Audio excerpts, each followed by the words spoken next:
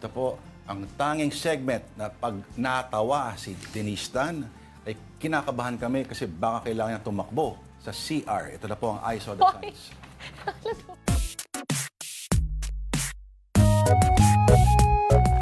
Today's edition, Basag Trip. Ano may ibig sabihin ng Basag Trip? Alamin natin sa inyong mga pinadala. Pakita na natin ang ating first sign.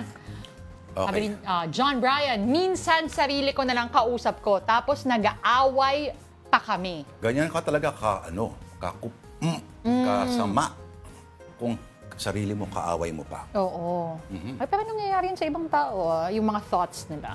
Alam mo ba sa yung isang rehab center, stricto, ganyan nagdasal nila gabi-gabi.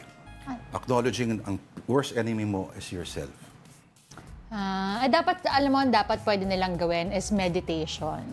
Kasi sa meditation is you can, parang completely let go of thoughts also. So kung kaaway mo na yung sarili mo, let go mo na, i-blanco mo na yung isip mong gano'n.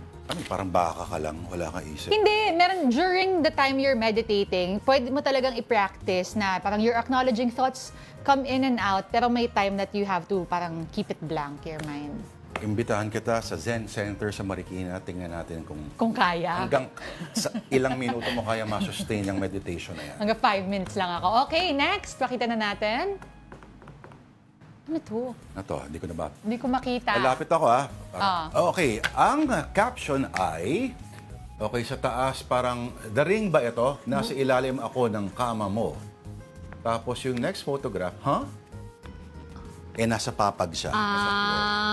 Wrong send. Okay. Bakit? Bubukas ang lupa, hatakin ka niya pababa.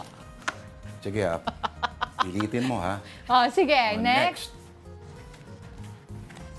Ano ba yan? Okay. Bes, patulong naman sa module ko. Sige, ano ba yan? Kung paano daw maipapakita ang paggalang sa kalikasan. Magmano ka sa puno. Okay, pwede na. Okay, sige. Meron pa ba, Direk? Meron pa ba? T-shirt ko nakaharang sa camera. Wala na daw. Yun na daw yon. Sige nga. Ano ba yung nasa t-shirt mo?